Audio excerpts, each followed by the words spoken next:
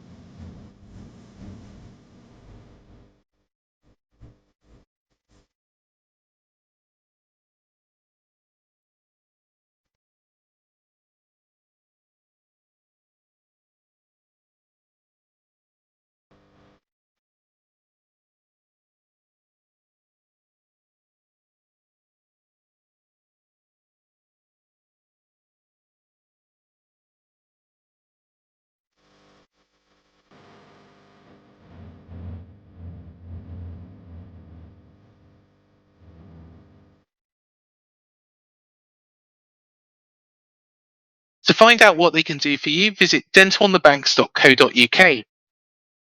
Now, my special guest today is a Coventry fan who has made a bit of a stir out there at the moment. He's been recording songs and releasing them onto YouTube, which has been picked up by fans of clubs across the Championship. It is a pleasure to welcome onto the show Gareth Withers. Afternoon, Gareth. How are you? Good to have you joining us. Very good, thank you. It's nice to be here. Excellent stuff. So, you've created a bit of a stir since the first game of the season, when Carl McFadzean scored the winner. You started singing songs about the games. Do tell us a little bit more about the inspiration that was behind and what made you start this. Yeah, a number of years ago, it was way back in 2010, I reckon, I wrote a parody, just a general Cov City parody using some pop songs, changing the words, and just put it out there as a bit of fun. And, so, you know, within no time, it got about 30,000 views on YouTube. I did the same in about 2013. And then, yeah, just at the start of this season, that first game was such a buzz. Obviously, it was, of course, as you'll know, it was the first time back in the stadium again. And for us Cov fans, having not been in the Championship for so long, having been down in League Two and in the doldrums and playing in a different stadium, it was just massive for us to be back at home again, watching our team, and to score in the last minute, as we've done quite a lot this season, was a real buzz. And so I got home and just as a laugh, I said to Kel, my wife, I said, I'll tell you what, I'll think of a song and I'll just write a kind of song to go as a kind of song review. So I did Torn by Natalie Imbruglia because I thought people know that song. I just played it on the piano and changed the words to kind of go in time with the song and with the feel of the, you know, of what had happened in the game. And it worked. I sent it out on Twitter, Facebook, YouTube, and it obviously got quite a lot of views. I think when we win, of course, it makes it better. More people are going to watch it. And so on the Wednesday, we were playing against Northampton in the Cup, you know, as you do, the kind of League Cup in the midweek. And I just did the same again. And I just suddenly found myself thinking, what have I done here? I'm now making myself a lot of work. And whereas the first few were literally, I watched the game, just thought of something afterwards. I suddenly thought, to help myself out a bit, I'm going to have to prep it a little bit beforehand to give myself a little less stress on the day of the, you know, the performance and stuff. So I could actually set up a lot of the stuff beforehand. And the good thing is, because I've been a Cov City fan for a long time now, there's a lot of history to call back on, isn't there? As you'll know, as a football fan, there's a lot of history you can call back on. So when you're playing a certain team, you can actually sing about the history of that game and some of those magic moments that you remember as fans, and then put it into the song as well. Of course, you mentioned there that you have scored late goals, and you did score a late goal against us at Dean Court. We was winning 2-1. We were down to 10 men. We were holding on, and then bizarre, that game, wasn't it? It was bizarre because Yeah, as a Cov fan, we kind of went away at Bournemouth and thought, it's one of those that you don't expect anything from it. You just take what you get. yeah, And at 2-0, I was practically, I never leave a game early. I wouldn't have done that, but I was thinking, well, that's game over. It's probably going to be 3 or 4. And it was Lerma, wasn't it? Who just dived in yes, on Godden. And he just hmm thought, oh, blimey, that has changed things a little bit. And there's it's something about Robbins. I mean, obviously, what he's done is insane, really. Because 5 years ago, I just looked at the league table. We were bottom of League One, and we were already relegated, so we knew we were going yeah, down to League Two. So 4 years ago, we were in the playoffs for League Two, and to think we were in League Two 4 years ago, what he's managed is incredible.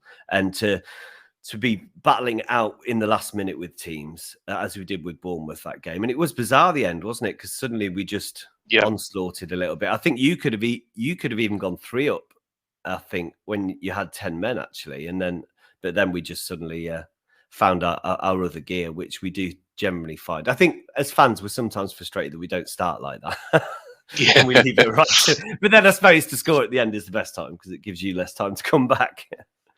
Yeah, most definitely. And you've shown this season what a team to be reckoned with you are. You're the only team to do the double over Fulham, who, of course, we're chasing. So we should Indeed. say thank you very much, but we couldn't really capitalise on it. Um, Tell us a little bit more about that most recent game.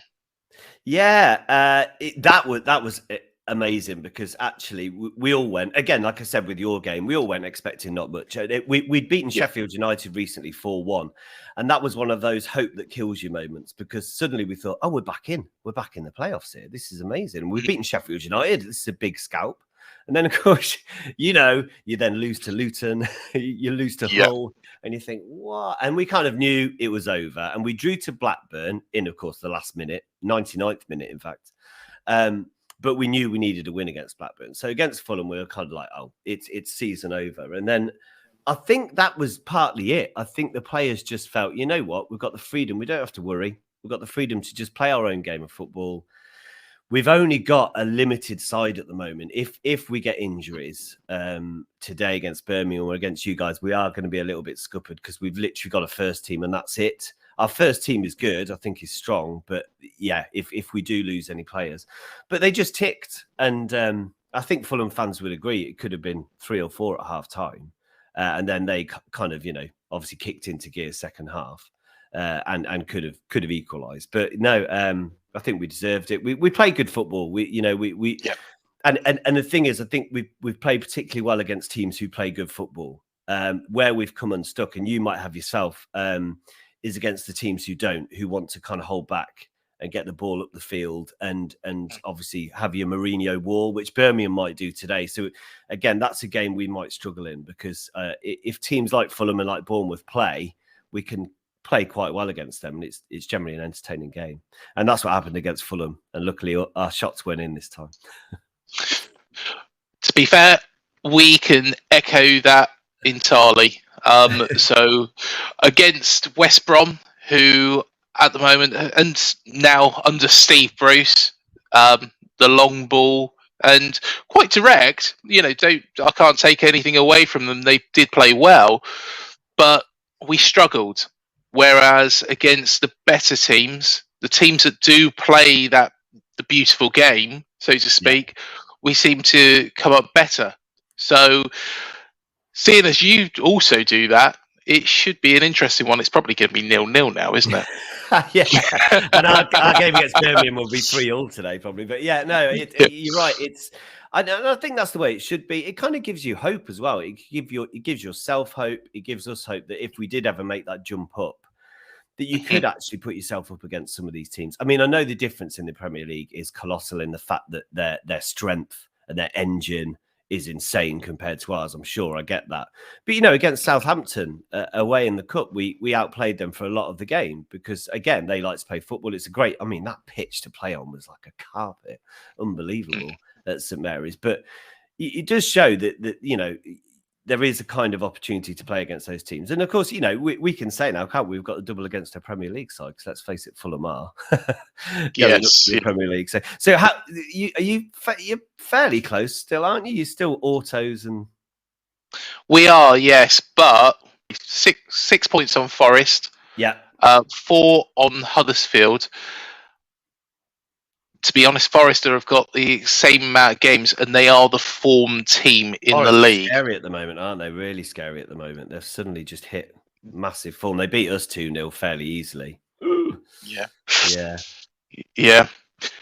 I know, of course, being a singer, you sang a song recently about this game as well. And what I'm going to do is I'm going to play it now.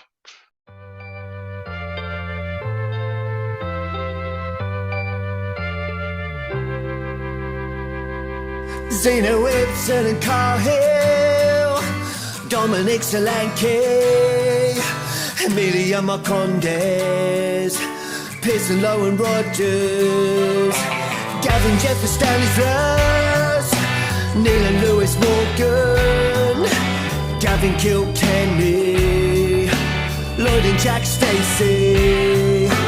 AFC, they like to play at home. They wear the same colours as my daughter's team. They wrote their luck at times on Wednesday night. They may be second, but they're nothing special. Sexy on TV, though our shooting was erratic, and Woods got dirty as he got closer to Maxi. Get him in a huddle, Kelly in the middle, pop those cherries.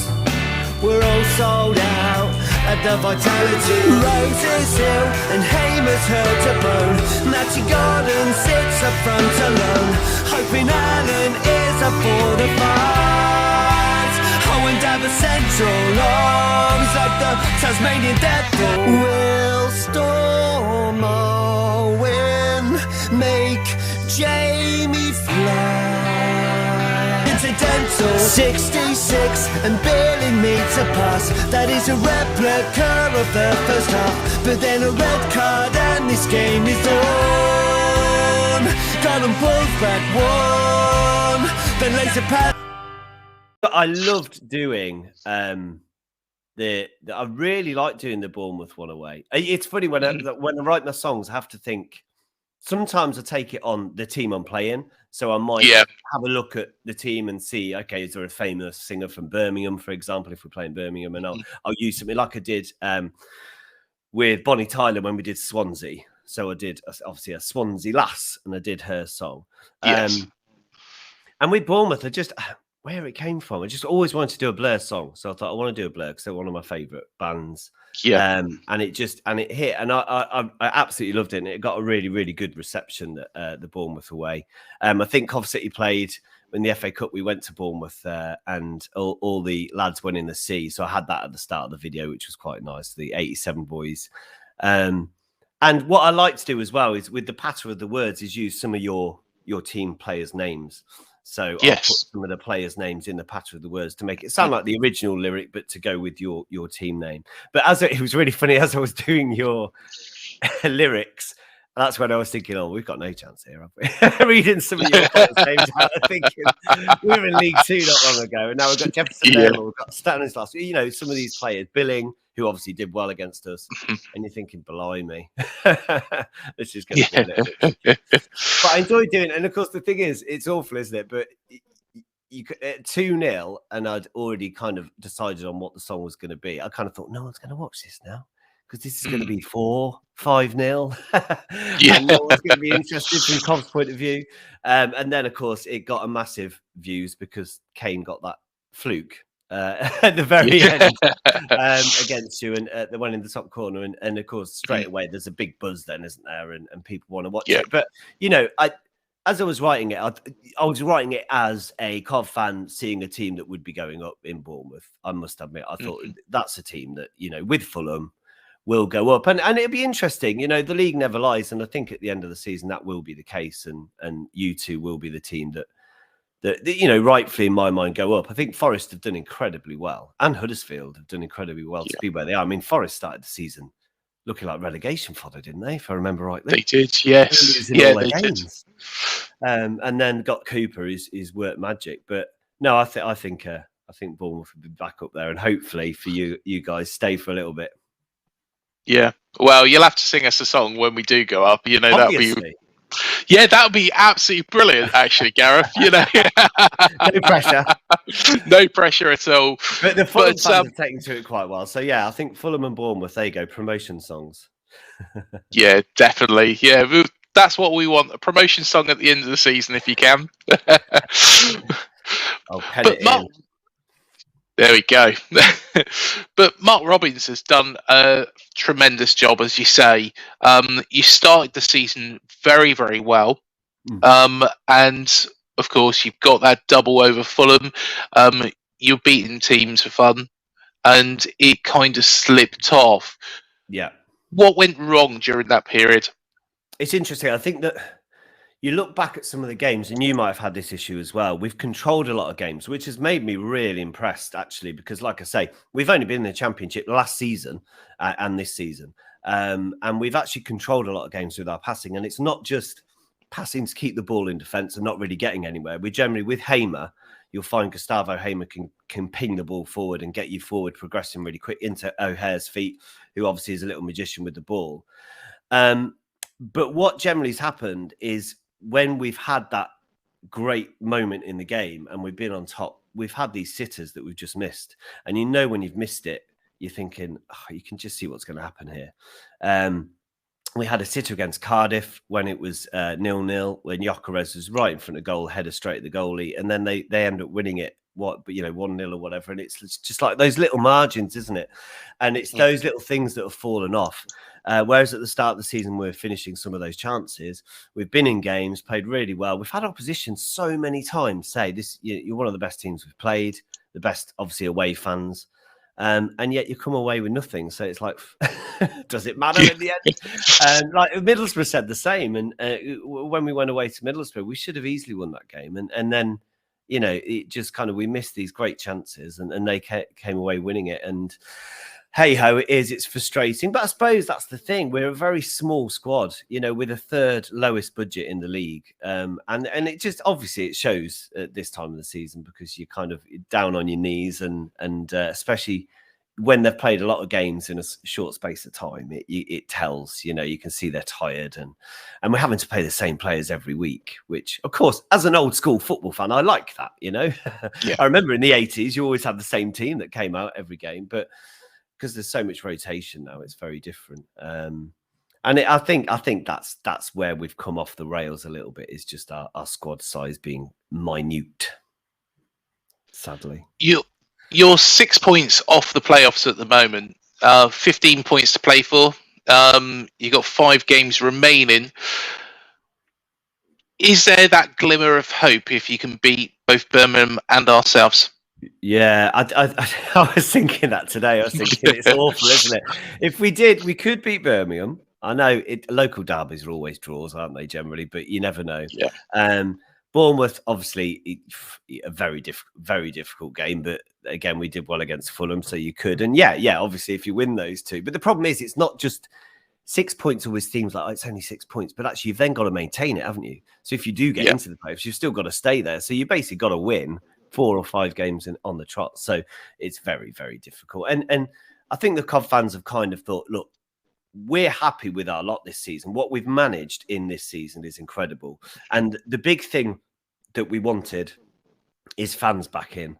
And those fans that we'd lost a lot of fans. When we went down to League 2 and League 1, it just didn't want to know anymore. And what Robins has done is brought them back in, and away fans and home fans. And that is everything to us. I think that's the most important thing. And a lot of Cov fans also, I think, are like, I think we're all right staying here for now. Let's just settle ourselves in the Championship, not be putting ourselves against Liverpool and the likes, So I think we'll enjoy another season next season in the Championship and take it a step further, hopefully, and carry on with a little bit of a crusade, hopefully. And that's what I like about this league. It's competitive, isn't it? And I feel for for Fulham and Bournemouth, when you go into that league, and hopefully you will for you guys, you want to be able to compete in it. And that's where football needs to slightly change, isn't it? And we need to have a look at it. And, so teams like you, when you go into a league, should be able to compete to be in the top half. And it is very difficult because you generally find yourselves, let's just try and stay in. That's all we need to do. It's difficult in the Championship as well with regards to teams coming down. Yeah. Because of the parachute payments. Yeah. And it feels a little bit unfair. There's teams that have gambled as well of trying to get into the Premier League. We all know the Derby situation and what happened there with Mel Morris. We know what's happened with Reading when they gambled and signed a load of rubbish, and then it's completely fallen apart there. But there's others as well. Bristol City, I think, have also tried it a little bit to an extent. Yeah. Our opponents today, Middlesbrough. But would you agree that there is still got to be that right mix, like at Coventry, a team that don't have those parachute payments, and that's the best way to get into the Premier League and stay there? Yeah, Strachan said when he was at Cov, he said the important thing for a manager is to make the players I've got better. That's it. Yeah. It's not about buying players to make the team better all the time. Now, don't get me wrong, he did. He had to kind of speculate with players like Robbie Keane and people like that. But he knew, and that's what Robbins has done. He's known all along, what I've got to do here, I've not got a massive budget. I can't rely on, as you say, putting Cov in slumber again. We'd be in lumber again if we ended up paying fortunes for players, and as has happened to Derby. So he knew, look, I've got what I've got, and I've got to make these guys better, and I've got to make these guys tick. And I suppose what he's done, he's had his own form of football that every single player who's come in has understood fairly quickly, how they're going to play and his ethos. And it is on a team rather than on individuals, which is good. So, yeah, I think that's what's worked in our favour. We know financially we're okay. We're not putting ourselves in any strife. I know a lot of fans have said at Christmas it would have been nice to have that little extra push players-wise, because then now we'd be probably, a little bit higher up because we'd have more strength and depth. But it's like you say, you don't know that would have happened. We could have plummeted and then spent a lot of money that we shouldn't be spending. So, yeah, I think Robbins and Vivash and Lawrence, who's the other coach, have got it right. They've got a kind of ethos that everyone knows when they come into the club, how they play and what their position is. And it hasn't involved spending tons and tons of money. The only problem is now, of course, we're all sat there like this, with Gyökeres and Hamer, and thinking, there's going to be people coming in for them. And it's like, that's our panic now, because we could do with keeping those, really. And that is the biggest danger, isn't it? The Premier League is so rich that people will come in for players and will take the best ones. And then it's that rebuilding again. But, going back to 2015, when we were promoted to the Premier League, it was a case that we had that unity, we had that side. They weren't the greatest players. And he'll forgive me for saying this, and I had a conversation on Twitter about it, but Mark Pugh, for example, a player who would run through brick walls. He wasn't the most skillful player in the world, but he knew what he needed to do, and I can't think of a bad game he ever had. That's it. That's the key thing, isn't it? It's those kind of players that matter. And you remember those kind of players. They're the players that really, really stick with you. We had a guy called Michael Doyle who basically dragged us up from League Two into League One, and it was thanks to him. And it was just the simple things he got right. He could win games just mentally by by causing such a stir in midfield that no one wanted to go near him. and he'd run through a brick wall, like you say, and he wore his heart on his sleeve and basically got us up. And of course also helps other players to become better. We had Dennis Wise here briefly, and he made Michael Doyle a better player just by being there. He was only there for a few months, but he just made such a difference. And it is good to have those players. And I think it's important you take those players up, or you get someone like that. You often see managers get that experience, don't they, into the club when they're going to the Premier League. It's interesting to see how Eddie Howe's done.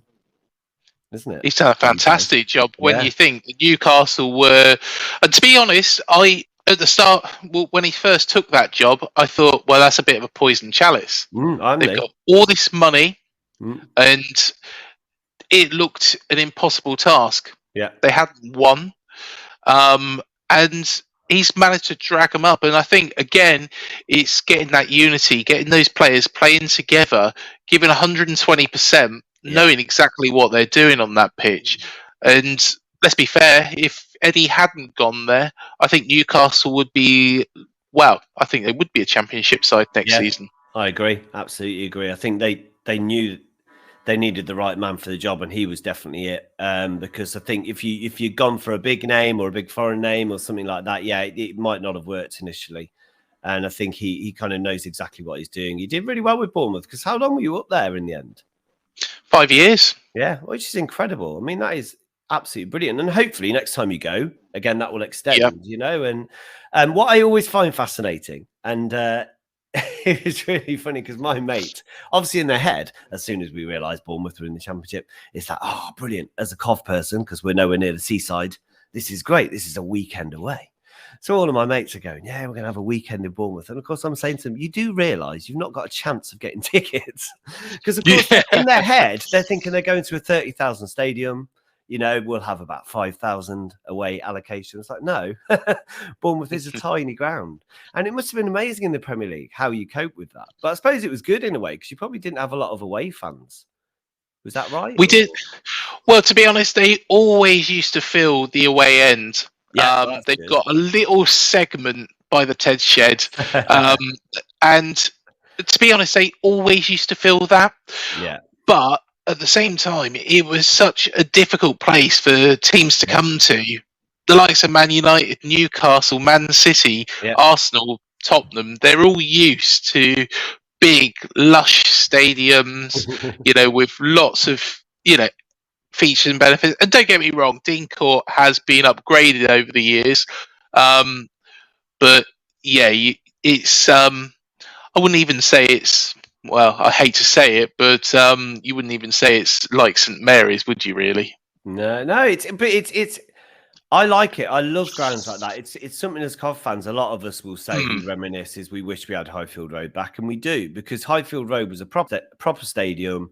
It was near the city centre, so you could go for a drink in the city centre and then walk up. Rico's far out, or CBS now, sorry, and it is something you kind of miss. And these new stadium bowls are fantastic, but I do love these kind of the old fashioned stadiums. Like you say, D Court has been made up, you know, to look a lot nicer. But it is, I like that. It kind of has that feel of intimidation. You can't have too many away fans in, because I think the allocation is at 1,000 or so. And of course they will fill that, but it's still, you know, it's a tiny amount compared to what they might take to other grounds. So it'd be good for you. I mean, all being well, next season, depending on how you do for these last few games. You've got Borough today. Yeah. That's a good one. That's a good one. It's going to be a tough game, to be honest. It is going to be a tough game, but they're not in particularly good form. No. And out of the two games, I'm more concerned about facing Coventry, a side who have done the double on Fulham, can spring out a great result from anywhere. And we're not in the greatest form ourselves. With that in mind, you know, how do you think this game's going to go, Gareth?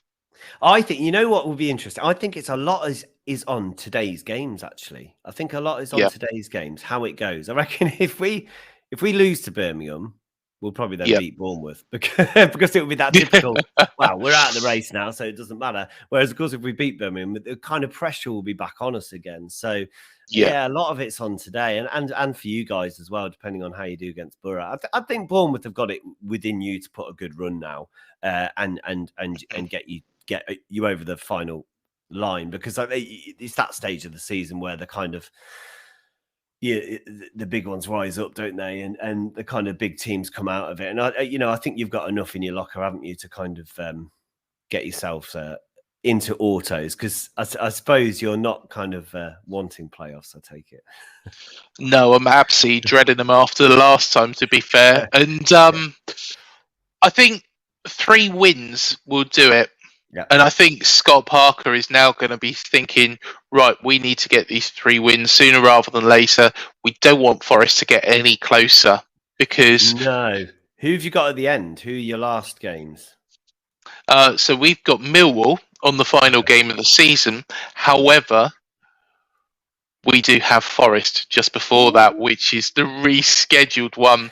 And that's where I can see the nightmare scenario. I can see the nightmare scenario, and I'll mention it so all the Cherries fans can hear it.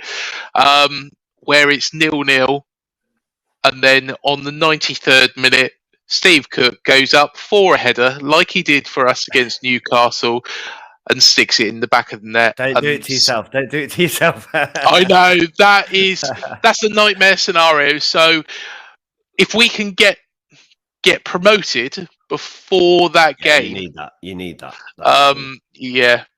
or a sizable amount of points at least, then even if he does that, hopefully it won't matter. It's funny, we're just not used to this kind of thing. So obviously we were in the Premier League for a long time, but then when we came down to the Championship, we never really ever looked like going up. It was awful. Often they say, oh yeah, you'll bounce straight back. And then we kind of dwindled in the Championship for a while, then went down to League One and dwindled there for a while. So we've never been in playoffs until obviously the League Two one. So we weren't used to it at all. And I love playoff weekend. We used to always love playoff weekend because I suppose we weren't in it. So as a neutral, I'll have a few beers, watch the matches. So it was weird having that playoff experience like 4 years ago because it was something new to us. But it's awful because we have this kind of now inbuilt thing where we're really good in this kind of situation because we obviously got to Wembley in '87, won that. We won the Checker Trade Trophy.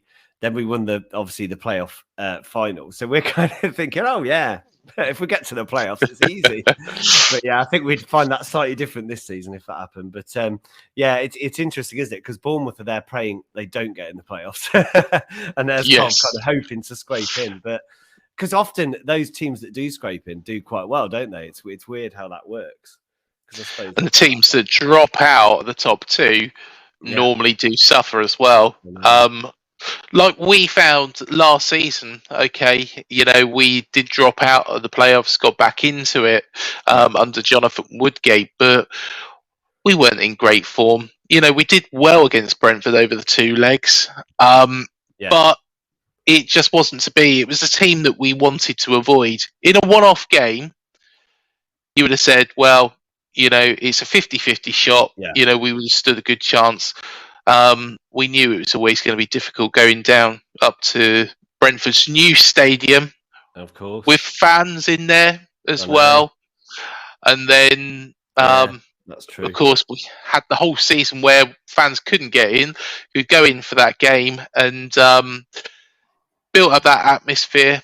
You can see the Wembley Arch from that ground as well, and Metham did what he did, got sent off, and the rest is horrible, isn't it? But like you say, you're back now, and what's Scott Parker done well then? Because I've always liked him anyway. I liked him as a player, and I like him as a manager. What's he kind of instilled? I think he's got them playing good football, which at times when things went wrong. Jason Tindall didn't really do. Jonathan Woodgate managed to get us over the line by hook or by crook. We didn't have a very good run-in last season as well. We got beat by Wickham and then got beat by Stoke. This season, the football he's played has been very, very good. He's brought through the youngsters, Jaden Anthony, Jordan Zamora. Jaden Anthony looked good against us last time. The biggest problem Scott Parker has is he's got no plan B, it feels. And that's our biggest concern. When we're playing a team like West Brom or Peterborough or Reading, one of those teams that you expect to beat. Reading, we were 1-0 up, half-time. Thought, well, we should have been 3 or 4. And we completely let it slip, took Cantwell off. Moved the players about a bit, and it just didn't work. didn't work. Yeah. So it's that plan B, which is the biggest concern for us. It was interesting because that was kind of similar to, I imagine against us, you were thinking we should be okay now, and it was that sending off. And then it's how you deal with that sending off. We had a similar game earlier in the season and scored in Robin's time again, but we were 1-0 down to Bristol. We then got a player sent off. After 40 minutes, Matson was sent off. So you're thinking, oh my God, we've got the whole second half and we're losing. Then we went 1-1, then we went 2-1 down. And you think, well, there's no chance here. But it's how you adapt to it, isn't it? And what was interesting in that game was Bristol, for some reason, kept quite narrow. What they say is let them play, to the Bristol get the ball and they'll just knock it from side to side and knacker our players out. But it was us that was doing that. We had our two wide players right on the touchline. We kept attacking, I suppose. We just kept the attacking form going and just kept going at them. And of course, won 3-2, and then that's one of the best games of the season for us because to be down to 10 men for so long. But it's how you adapt. And sometimes our fans have been a bit skeptical of Robbins on that, I think, as well. Because probably similar to Parker, he has his own way of playing. Good football. And quite rightfully, and wants that ethos running through the team. But it's how you adapt when you can't break through teams. Callum O'Hare's often found himself guilty of that. He's a brilliant player in that little number 10 role. He gets the ball but sometimes he's just that final ball, isn't it? And getting the final ball right and knowing what to do. Yeah. And again, that comes a lot of the time from the fact that teams put like about 10 men behind the ball and you're like, well, what do I do now? Robbins also has had in the past some of the players to call on where you can go more long ball if you need to. And at the moment, we've got Gyökeres, who is incredible at holding the ball up and taking the ball with him. But it's having other options, isn't it? And Godden, unfortunately, is out, which is a shame because he's a big player for us up front. Because although it's not his involvement in the game, it's his involvement in the box. He's just that kind of Mickey Quinn player in the box where if he gets a chance, he scores it. So we've kind of missed him, which is a shame. But now I'm looking forward to it. It's a nice weekend, isn't it? 2 games. Yeah, definitely. As long as we can win both of them, that's what I say. Exactly, yeah. It's always the ideal scenario.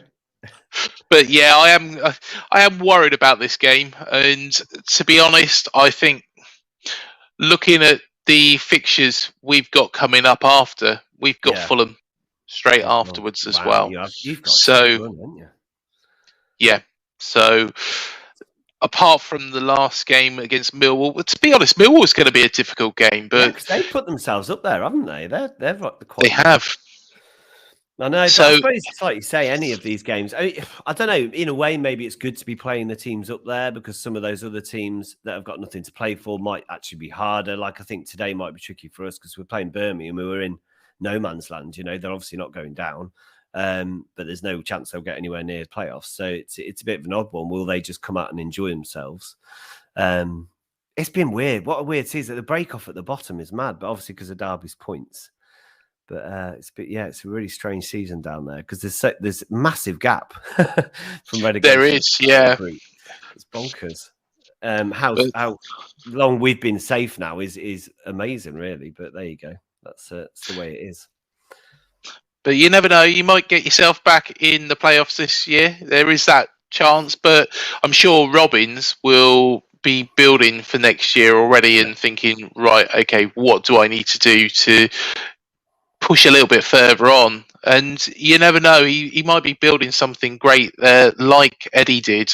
What I'm pleased about, and this is, I don't know what Eddie was, whether he did something similar, but it depends on money, I suppose, is Robbins has bought a lot of our own players, or we've got free transfers. So we've not relied on loans. A lot of teams do rely on loans, don't they? And we did that one season with Mowbray. Don't get me wrong, our loans were incredible. We had Adam Armstrong, who I highly rate. He's not done that well at Southampton, actually, but I do rate him as a striker. And we had Josh Murphy. We had Ryan Kent, who's now for Rangers. Like that, and James Maddison. I mean, that team should have been going up because the team was insanely good. But of course, it was all loan players. And you just think, yeah, they've got one season of giving it a go, but is their heart really in it? You know what I mean? And they're going to be going on to other things. It's a step up. What I like about what he's done with the likes of Dabo And he's bought and he's brought some proper good quality players. He's got free transfers. Hamer obviously he paid for. Gyökeres he's got. Sheaf from Arsenal, which I was really pleased we signed him. At Jamie Allen, these are all our players, and O'Hare. And so you just feel that, you know, they've got Cov City within them now. You know, they're kind of Cov City players, and they know where they want to go. And yeah, I'm sure, don't get me wrong, we'll have to sell some, which is a shame, but they are your players to sell. And I'm glad he hasn't relied on loans. He's got the odd loan, obviously Maatsen from Chelsea. I mean, everyone's got a loan from Chelsea, haven't they? Yeah. and Clark Salter, you know. So we've got the odd couple of loans here and there. But yeah, it'd be interesting to see where he looks to fit in the summer, because there might be some we have to buy because someone goes. But yeah, I think he's done the right thing because he's got players that belong to Cov rather than loans, which is good. And it's sensible signings, and that's what Eddie did. Was he signed players who were maybe cast out in other sides, players from the lower leagues.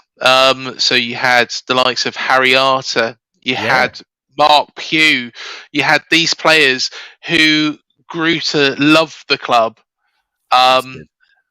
The likes of Steve Cook. Steve Cook was out in the cold at Brighton before he was bought in. He was bought in by Bradbury, in fact, but it was Eddie that gave him his real chance, and that was what was great about him. That can't be underestimated, though, can it? What you've just said, the love for the club. That's the key thing, isn't it? It's massive.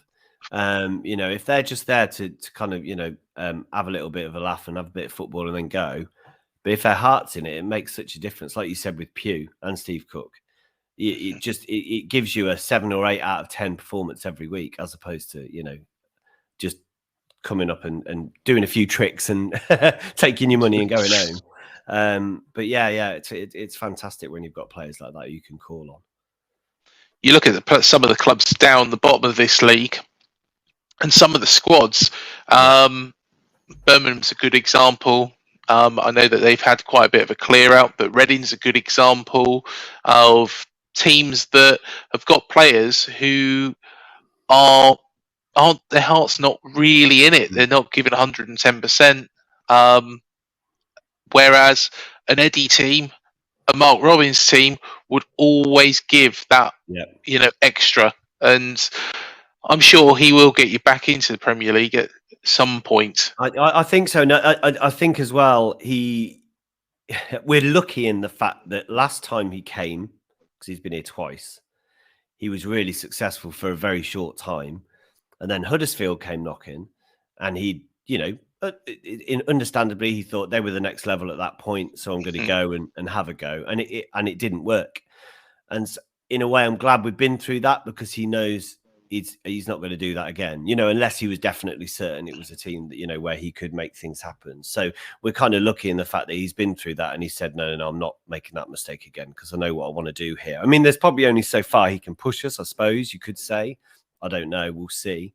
But I mean, we need him here, and we don't want him going anywhere, because he's just so important to us with what we do and how we play. And just, you know what I love as well, because I teach around Coventry. I teach music around Coventry schools, and seeing kids wearing Cov kits, isn't that nice? When you see kids wearing kits, and not Chelsea and Man U and Liverpool, you know what I mean? And I got sick of that for years, because I could understand it, because they didn't want to see Cov playing, you know, Grimsby Town or whatever. But that is massive to me, that kids want to go and have that love for the game, and you can see them arriving at the ground and just getting that buzz. And meeting the players, and it's so lovely to see. So yeah, hopefully, I think Robbins realizes he's changed things, and he's like our modern day Jimmy Hill. So we're really proud of what he's done. Even the stories are the same, because of course Eddie went to Burnley, he come back. Yes, of course. Mark Robbins went to Huddersfield, and then he come back. So forgot about the Burnley thing, yeah. So you never know. You never know, but it's been absolutely lovely to have you on, Gareth, and all the very best. We are going to hold you to singing us a song at the end of the season when we go up. Yes, and I will be writing your song for Monday, so it will be out straight after the game, as soon as I can after the game on Monday. I already know what it is. I can't give it away because I never give it away beforehand. But as soon as you hear the guitar and the drum beat, you'll understand why I've chosen the song I've chosen. But we'll see. We'll see. The problem is I can't predict in the song what's going to happen. But, I'm hoping for a good result for us. But I think Bournemouth are going to be desperate to get that autos, aren't you, at the end of the day? And so I think it's going to be a tough one, to be honest. Tough one to call. And maybe go for a draw. I'm going to go for a win today and a win on Monday. Sorry, Gareth. But and that should see you through, I think, hopefully. I think 3 wins will do it, and then pick up a win somewhere. You never know. Might be against Fulham, but it's imperative that, okay, Huddersfield, we've got 2 games extra on. But it's imperative that we keep Forest as far away as possible because they are the form team. And as long as we can keep them at least 6 points away, because I can't see them winning every game. No. And like you say, they've had that run now, and I can't imagine it will stretch on too much further. I think they'll get a few more wins, but hopefully, like you say, not as much as they need to get through. But no, it should be good. Good weekend, I think. Yeah, definitely. Hopefully, Luton will do Forest today and knock a bit of confidence out of them. That's true. Yeah, that's good. That's a good point. I forgot. That's a good game, that one. Very good game. Yeah. And Luton are a free side. You never know what you're going to get against them. So. Yeah, they've also done very, very well and have probably got a similar story to both Eddie and Mark as well in Nathan.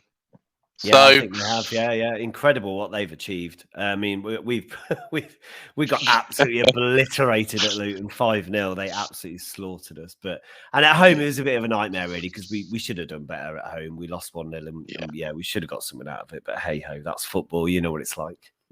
It is.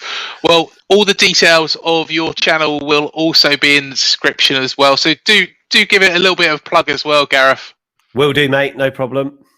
So by all means, if you want to listen to the song, hopefully it'll be a victorious song for Bournemouth.